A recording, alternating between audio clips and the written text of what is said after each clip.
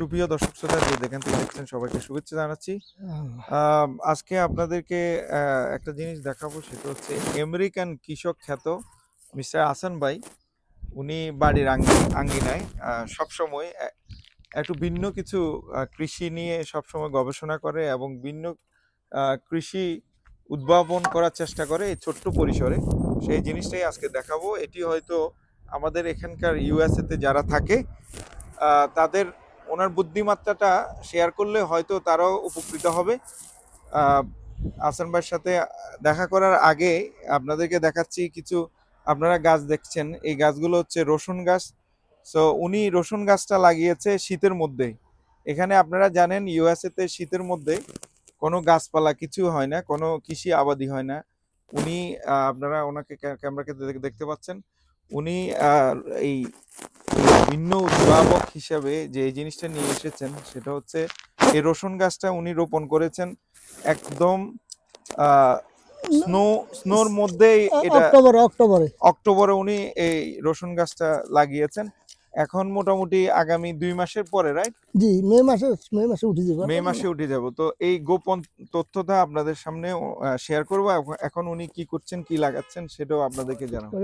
কি অবস্থা, ভালো আছো? হ্যাঁ হাসান ভাই, জি একটু বলেন। এই যে এখন এদিকে রেডিশ মূলা লাগাইলাম, আর এখানে বিট লাগাইলাম। বিট, জি, রেডিশ মূলা আর এখন বিট লাগাইলাম এই সিজনে। এই প্লটে কি লাগাবেন আপনি? এই ফলটে এখান পর্যন্ত আছে। এখানে রেডিশ, এই যে হুন্ডিপুতে পাওয়া যায় রেডিশ মূলাগুলা, জি, এই রেডিশ মূলাগুলা লাগাইছি এখানে। জি, আর এই পাশে লাগাইছি এখানে হলো বিট। জি, বিট আর লাগাইছি। আপনি একটু বলেন এই যে রসুনগুলা গাছগুলা লাগাইছেন এটার একটু তথ্য বলেন, কিভাবে কি করছেন?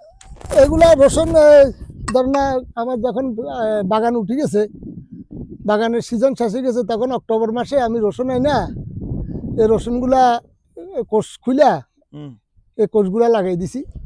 লাগাইবার পরে আল্লাহ দিলে উঠে গেছে। এখন ছোনো বৃষ্টি যা হয়েছে কোনো অসুবিধা হয় না। এখন আল্লাহ দিলে সামারে আসছে, আবার গোজায় উঠে গেছে এগুলা। তো আপনার এই রসুনগুলো আপনি কখন উঠাবেন? এগুলো মে মাসে উঠবে। মে মাসে উঠার পরে আমি আবার গার্ডেন করতে পারবো।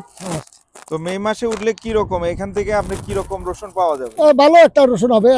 একটা রসুন কিনা আমি 10টা কোর্স হয়েছে একটা গাছ। মানে একটা ফ্যামিলির পুরো বছরের রসুন খাওয়া কি এখান থেকে আপনি হয়ে যাবে?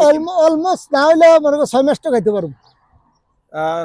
সম্মানিত ভিউয়ার্স, আপনারা শুনতে পাচ্ছেন যে উনি যে রসুন করেছে এই যে বাড়ির আঙ্গিনায় ছোট্ট একটা প্লটের মধ্যে, সেটি উনি বলছে যে 6 মাস উনি এই রসুন খেতে পারবে। তো আপনারা যারা স্বল্প পরিসরে এরকম বাড়ির আঙ্গিনায় ইউএসএতে থাকেন, নিউ ইয়র্কে থাকেন, তারাও এই শীতের মধ্যে আপনারা এই রসুনটি ফলাতে পারেন।